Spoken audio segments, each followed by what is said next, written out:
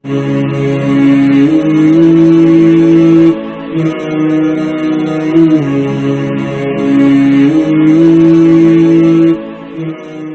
علیکم ورحمۃ اللہ وبرکاتہ۔ نحمدہ ونصلی علی رسولہ الکریم، اما بعد، اعوذ باللہ من الشیطان الرجیم، بسم اللہ الرحمن الرحیم۔ لقد کان لکم فی رسول اللہ اسوۃ حسنہ، صدق اللہ العظیم۔ اللہم صلی علی محمد وعلی آل محمد کما صلیت علی ابراہیم وعلی آل ابراہیم انک حمید مجید۔ اللہم بارک علی محمد وعلی آل محمد کما بارکت علی ابراہیم وعلی آل ابراہیم انک حمید مجید۔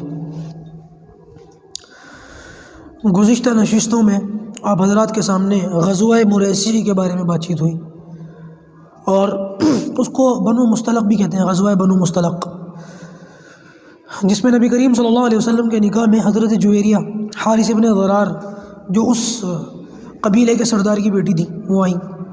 سفر سے واپسی میں منافقوں نے شرارت کی اور اماں عائشہ صدیقہ رضی اللہ تعالیٰ عنہ کی ذات بابرکت پر بہتان تراشی کی۔ اللہ تبارک و تعالیٰ نے آسمان سے اس کا جواب دیا۔ اب ہم 5 ہجری کی بات کر لیتے ہیں، کیونکہ 5 ہجری چلی رہی ہے، تو یہ جو ساری باتیں ہوئی ہیں یہ 5 ہجری کی ہوئی ہیں، لیکن 5 ہجری کے اندر جو بہت بڑا غزوہ پیش آیا وہ غزوہ خندق ہے، جس کو غزوہ احزاب بھی کہتے ہیں۔ قرآن مجید میں سورہ احزاب کے نام سے باقاعدہ پوری صورت موجود ہے، اور اس کے اندر اسی کے سارے احوال موجود ہیں۔ ترجمے کے ساتھ اس صورت کو پڑھنا چاہیے۔ ایک بہت بڑا لشکر لے کر کے مشرکین مکہ آئے تھے مدینے کے اوپر حملہ کرنے، نبی کریم صلی اللہ علیہ وسلم اور صحابہ کرام کو معاذ اللہ ختم کرنے کے ارادے سے، لیکن بہرحال اللہ تعالیٰ کو منظور کچھ اور تھا۔ بات دراصل یہ ہے کہ یہ جو غزوہ پیش آیا، اس کی وجہ یہ ہے، آپ سن چکے ہیں 3 ہجری میں بنو نذیر، ان سے نبی کریم صلی اللہ علیہ وسلم کا غزوہ ہوا تھا۔ بنو نذیر وہ لوگ ہیں جنہوں نے بار بار معاہدے کی خلاف ورزی کی اور نبی کریم صلی اللہ علیہ وسلم کو بار بار دھوکہ دیا، آپ صلی اللہ علیہ وسلم نظر انداز فرماتے رہے۔ بالآخر اللہ کے رسول صلی اللہ علیہ وسلم نے ان لوگوں کو، جب ان لوگوں نے آپ صلی اللہ علیہ وسلم کو پتھر کے ذریعے سے کچلنے کا اور آپ صلی اللہ علیہ وسلم کو شہید کرنے کا، قتل کرنے کا ارادہ کیا، اللہ تعالیٰ نے وحی کے ذریعے سے بتا دیا۔ پھر اللہ کے رسول صلی اللہ علیہ وسلم ان کے اوپر لشکر لے کر کے آ گئے اور یہ لوگ اپنے گھروں میں گھس گئے۔ یہ ساری تفصیل آپ کو پتہ ہے، میں بتا چکا ہوں۔ اچھا جی، ان لوگوں کا معاملہ تو یہ تھا کہ ان کی غداری اتنی بڑی تھی کہ ان کو اصل تو قتل کیا جانا تھا، لیکن ان لوگوں کا جو ہے خزرج والوں سے تعلق تھا، یہ ان کے حلیف تھے، تو خزرجی جو مسلمان تھے ان لوگوں نے آگے آ کر کے نبی کریم صلی اللہ علیہ وسلم سے درخواست کی کہ یا رسول اللہ، یہ ہمارے حلیف ہیں، اگرچہ انہوں نے دھوکہ کیا لیکن ان کو قتل نہ کیا جائے، ان کو یہاں سے جلا وطن کر دیا جائے، نکال دیا جائے۔ تو ان کو اللہ کے رسول صلی اللہ علیہ وسلم نے یہ کہا تھا کہ تم اپنا جتنا سامان اونٹ وغیرہ پر لاد کر کے لے جا سکتے ہو لے جاؤ، ہاں ہتھیار، جو جنگی ہتھیار ہوتے ہیں، جنگی ساز و سامان ہوتا ہے، وہ لے جانے کی اجازت نہیں ہے، تیر تلوار نیزہ وغیرہ، یہ جو سامان تھا جنگی سامان یہ لوگ لے کر کے نہیں گئے تھے، اور یہ مال غنیمت میں مسلمانوں کے ہاتھوں آیا تھا۔ لیکن اپنا دوسرا جتنا سامان تھا، یعنی کہ درختوں سے جنہوں نے چھتیں بنا رکھی تھی وہ لے گئے، اور کھڑکی اور دروازوں کے کیواڑ یہ سب اتار کر کے اکھاڑ کر کے لے گئے۔ اور یہ جو یہودی یہاں سے گئے ہیں پھر یہ خیبر جا کر کے آباد ہو گئے تھے، اور پھر ان سے خیبر کے اندر بھی دوبارہ لڑائی ہوئی ہے، اور نبی کریم صلی اللہ علیہ وسلم نے خیبر بھی فتح فرمایا۔ انشاءاللہ وہ 7 ہجری میں یا اس کے آس پاس کا واقعہ اس میں آئے گا۔ بہرحال یہ جو بنو نذیر اس طرح ذلت کے ساتھ نکالے گئے، تو ان کو یہ بات برداشت نہیں ہو رہی تھی کہ مدینے سے نکل گئے، خیبر تو چلے گئے تھے لیکن ان کو مدینہ یاد آتا تھا۔ آج بھی یہودیوں کی ذہنیت بدلی نہیں ہے، حالانکہ آپ دیکھیں کہ اس بات کو 14 صدیاں گزر چکی، 15 صدیاں ہونے والی ہیں، لیکن آج تک یہودی مدینے کو یاد کرتے ہیں، اور مدینہ ان کی ذہنوں سے نکلا نہیں ہے۔ اپنے لٹریچر کے اندر یہ باقاعدہ اپنی ہر آنے والی نسل کو یہ پڑھاتے ہیں کہ مدینہ میں ہمارے باغات تھے، ہمارے گھر تھے، ہماری معیشت تھی، پوری اکانومی تھی، ہم لوگ وہاں پر تجارت کرتے تھے اور ایک خوشحال زندگی تھی۔ نبی کریم صلی اللہ علیہ وسلم کے آنے کی وجہ سے ہمارا جو ہے مدینہ سے نکلنا ہوا، اور یہ لوگ آج تک جو گریٹر اسرائیل کا ان کا پروگرام ہے وہ مدینہ تک کا ہے۔ اس بات کو ہمیشہ یاد رکھیے گا۔ یہی وجہ ہے کہ آج یہ یہودیت ہمیں ناچتی ہوئی نظر آ رہی ہے عرب کے اندر، وہ ان لوگوں کا کنٹرول ہے سارا کا سارا۔ اور جو عرب کے اندر سیاسی لوگ جو بڑے بنے ہوئے ہیں میں تو ان کو کہیں کبھی بڑا نہیں سمجھتا. بہرحال یہ حدیث تو سامنے رہے گی کہ عربوں کو برا نہ کہو، لیکن مجھے نہیں لگتا کہ یہ عرب ہے، بس یہ عربی بولتے ہیں، ایجنٹ ہیں یہودیوں کے، اور ان کا جو ہے پیار محبت چلتا رہتا ہے یہودیوں کے ساتھ. اور یہ جتنے احکام ایک ایک کر کے عرب کے اندر آ رہے ہیں، یہ سارے یہودیوں کی جو ایک طریقے سے سازش ہی ہے، جو کھلم کھلا ہے، اب تو چھپا ہوا تو کچھ بھی نہیں ہے.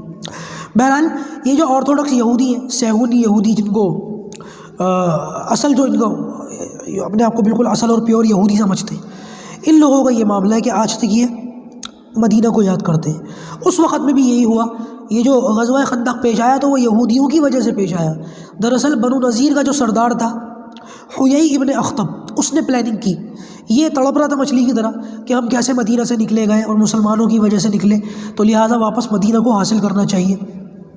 کیونکہ مسلمانوں کو مدینہ آئے ہوئے 5 سال ہی ہوئے تھے، کوئی اتنا زیادہ مضبوط تو تھے نہیں ایمان والے. فائنینشلی کہہ رہا ہوں میں، اللہ تعالیٰ کی مدد تو ایک الگ سی بات ہے، پھر اس کے سامنے کون آ سکتا ہے، اور آیا بھی نہیں کوئی، اللہ کا فضل ہے، آئے بھی تو منہ کی کھائی.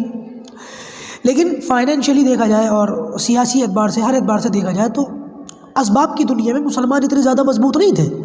تو اس نے یہ سوچا کہ اگر مسلمانوں کو، اس کی ذہنیت دیکھیں یہودیوں کی، آج بھی ان کی یہی ذہنیت ہے کم بختوں کی، اگر مسلمانوں کو کوئی مدینہ سے نکال سکتا ہے تو وہ قریش. تو اس نے حیی ابن اخطب نے ایک شخص کے ساتھ مل کر کے ساز باز کی، پلاننگ کی. اس بندے کا نام ہے کنانہ ابن ربیع. ان دونوں نے یہ پلاننگ کی. حیی ابن اخطب یہ وہ شخص ہے کہ اس کی بیٹی حضرت صفیہ رضی اللہ تعالیٰ عنہ نبی کریم صلی اللہ علیہ وسلم کے نکاح میں، تو یہ اس لحاظ سے اللہ کے رسول کا رشتہ دار بھی تھا، لیکن یہودی تھا. یہودی ذہنیت وہیں کی وہیں. حضرت صفیہ تو ایمان لے آئی تھی، کلمہ پڑھ لیا تھا اور اللہ کے رسول سے پھر نکاح بھی ہوا تھا، لیکن یہ وہیں کا وہیں رہا، یہ نہیں بدلا. اس شخص نے قریش کے پاس جا کر کے ان کو اکسایا کہ تمہیں بدر کے اندر نقصان پہنچایا، احد کے اندر نقصان پہنچایا، اور کتنے معاملات ایسے ہوئے، یہ دن بدن پنپتے جا رہے حالات. مطلب اتنا اکسایا کہ قریشی غزوہ بدر اور غزوہ احد کے بعد پھر دوبارہ مسلمانوں پر اور مدینے پر حملہ کرنے کے ارادے سے تیار ہو گئے. ادھر کنانہ ابن ربیع پلاننگ کے مطابق بنو غطفان کے پاس گیا. یہ جو بنو غطفان ہے، ان کا قریشیوں کے ساتھ یا مسلمانوں کے ساتھ کوئی لینا دینا نہیں تھا، نہ یہ کسی کے مخالف تھے نہ یہ کسی کے موافق تھے، نہ مسلمانوں کے دوست تھے نہ دشمن، نہ قریشیوں کے دوست تھے نہ دشمن.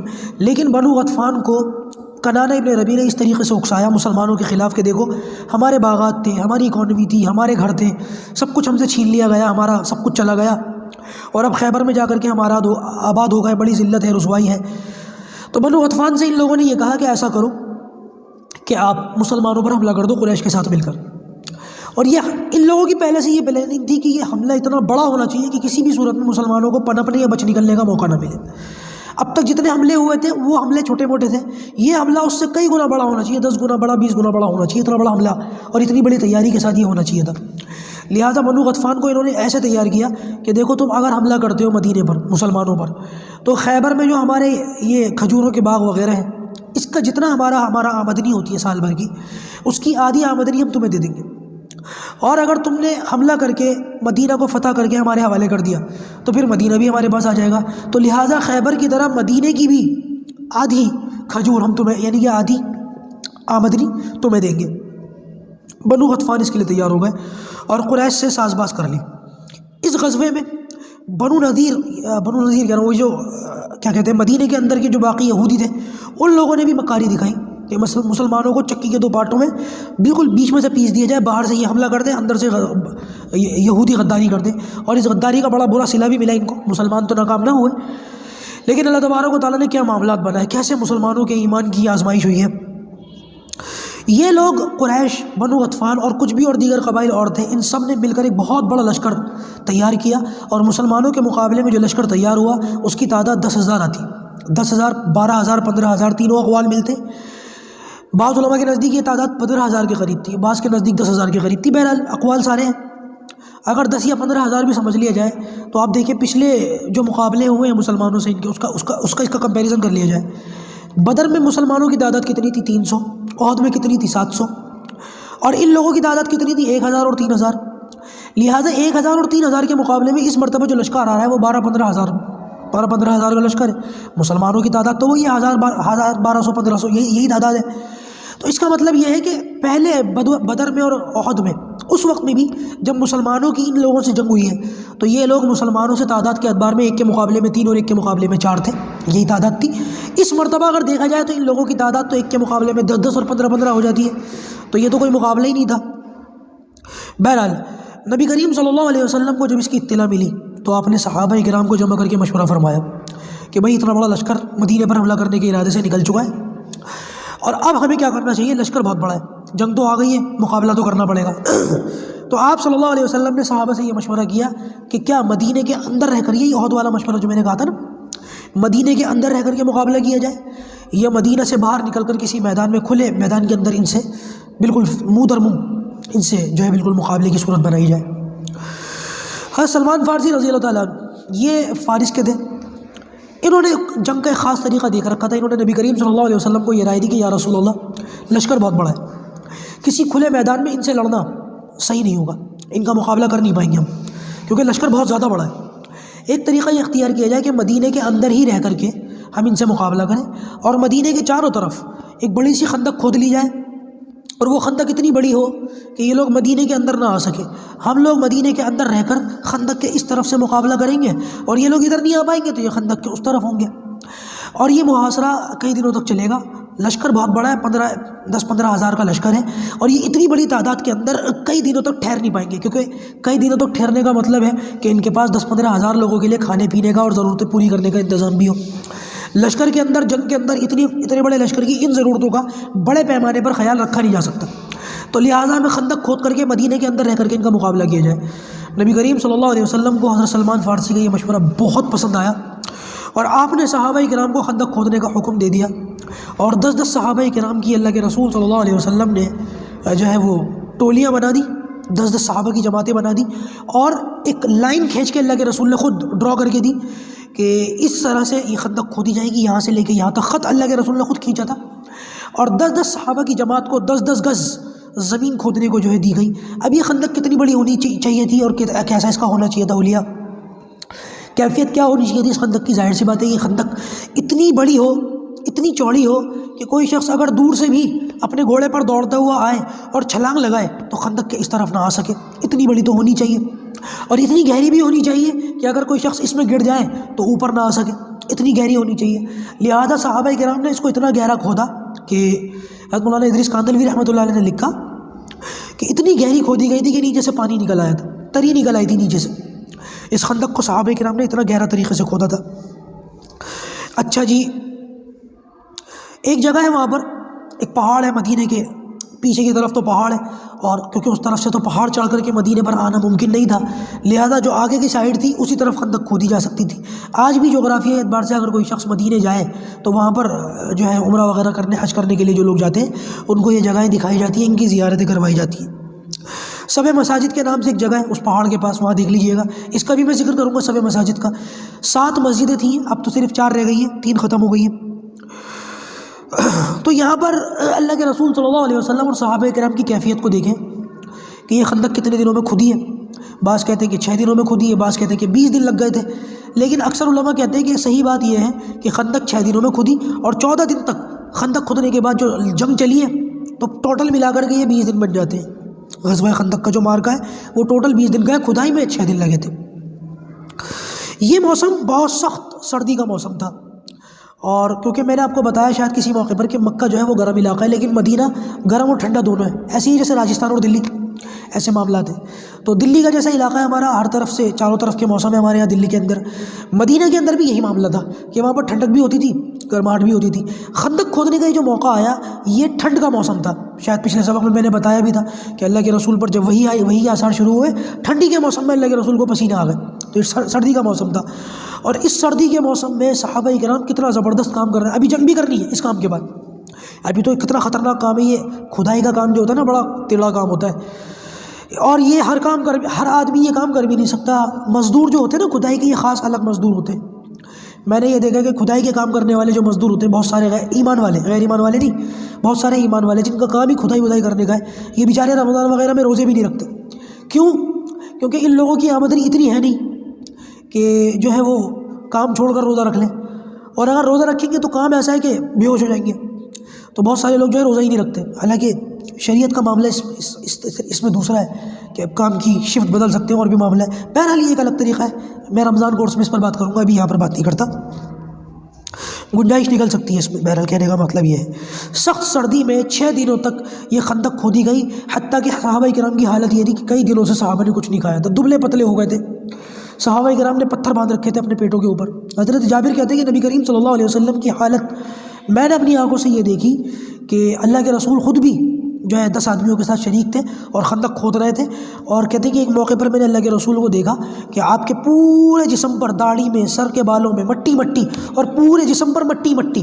اور اللہ کے رسول صلی اللہ علیہ وسلم کی بھوک کا عالم یہ کہ آپ صلی اللہ علیہ وسلم کی کمر جو ہے وہ ٹیڑھی ہو گئی, دوہری ہو گئی بھوک کی وجہ سے. کئی دنوں سے اللہ کے رسول نے کچھ کھایا نہیں تھا, تو کمر کو سیدھا کرنے کے لیے پیٹ پر پتھر باندھا تھا, کمر کو سیدھا کرنے کے لیے. اب ہم لوگوں کو تو آج تک تو ہمیں کبھی ایسی بھوک کا سامنا ہوا نہیں, ہم نے اس کا کبھی تجربہ کیا نہیں, لیکن یہ بڑی خطرناک بھوک ہوتی ہے. ہم لوگوں کو تو دوسری شکایتیں ہوتی ہیں نا, پیٹ میں درد, کھٹی ڈکاریں ہیں, کیونکہ ہم تو اوور کھاتے ہیں. ہم لوگ تو آدھا ٹائم بھی بھوکے رہ جائیں تو شور مچانا شروع کر دیں. شور مچانا, بھوک تو چھوڑو, کتنے لوگ ایسے جن کو چائے نہیں ملتی تو سر میں درد ہو جاتا ہے. بھوک کیا برداشت کریں گے ہم لوگ.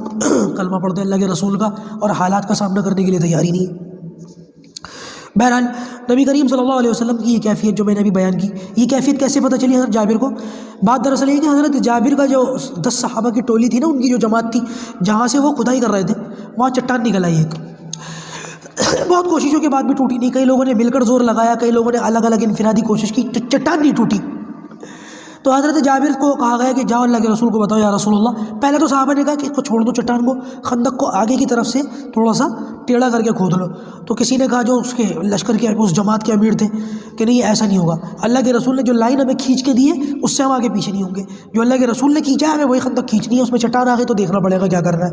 کوشش کرنے کے بعد جب نہیں معاملہ بنا تو اللہ کے رسول صلی اللہ علیہ وسلم کو حضرت جابر بلانے گئے, اور انہوں نے اس وقت یہ کیفیت دیکھی کہ آپ صلی اللہ علیہ وسلم کا بھوک کی وجہ سے پیٹ پہ پتھر بندھے ہوئے, اور کھدائی سے خود اللہ کے رسول مٹی ڈھوڑو کر کے لے کر کے جا رہے ہیں. سر اور بال میں اور پورے جسم پر مٹی پوری اٹی ہوئی ہے, پوری لگی ہوئی ہے پورے جسم پر.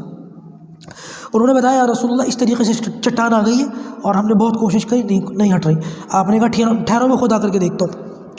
اللہ کے رسول صلی اللہ علیہ وسلم وہاں گئے, اور کدال اللہ کے رسول نے اپنے ہاتھ میں لیا, اور آپ صلی اللہ علیہ وسلم نے اللہ اکبر کہہ کے جو اس پر ایک ضرب ماری تو اس کا 1/3 حصہ اڑ گیا ہوا میں, اور اس میں سے ایک بجلی سی نکلی. اور اللہ کے رسول نے فرمایا سبحان اللہ, اللہ اکبر, مجھے اللہ تعالیٰ نے شام کے محل دکھائے, اور شام کے, خدا کی قسم, شام کے سرخ محلوں کو میں اپنی آنکھوں سے دیکھ رہا ہوں. اس کے بعد اللہ کے رسول نے پھر دوسرا ضرب لگائی دوسری, تو پھر ایک روشنی پھوٹی, اور آپ نے فرمایا اللہ اکبر. اللہ تعالیٰ نے فارس کے محل مجھے دکھا دیے, خدا کی قسم میں فارس کے سفید محلوں کو اپنی آنکھوں سے دیکھ رہا ہوں. اس کے بعد آپ نے تیسری ضرب لگائی تو بچی ہوئی چٹان بھی اڑ گئی ہوا میں, اور آپ نے فرمایا سبحان اللہ, اللہ تبارک و تعالیٰ نے مجھے یمن کی کنجیاں دے دی. 3 علاقوں کے نام اللہ کے رسول نے بتائے. اب آپ اندازہ لگائیں کہ حالت کیا ہے. دشمن اتنا بڑا سامنے ہے کہ یہ بھی نہیں پتا کہ بچیں گے یا نہیں. بھوک کی حالت یہ ہے کہ پیٹ پر پتھر باندھنے پڑ رہے ہیں. ان حالات میں اللہ کے رسول صلی اللہ علیہ وسلم فرما رہے ہیں کہ شام بھی فتح ہوا, فارس بھی فتح ہوا, یمن بھی فتح ہوا. صحابہ کرام کی جماعت تھی, کوئی اور ہوتا تو یقین کرتا ہے اس بات کو. بظاہر حالات کو دیکھتے ہوئے کوئی بھی یقین نہ کرتا, لیکن صحابہ کو دیکھے اللہ تعالیٰ نے کیسا ایمان بنایا اور کیسا یقین دیا کہ صحابہ نے ان حالات میں نبی کریم صلی اللہ علیہ وسلم کی ان باتوں پر یقین کیا. نہ صرف یقین کیا بلکہ اپنی آنکھوں سے ان کو مشاہدہ بھی کیا. حافظ عسقلانی رحمۃ اللہ علیہ فتح الباری انہوں نے غالباً لکھی ہے بخاری شریف کی شرح.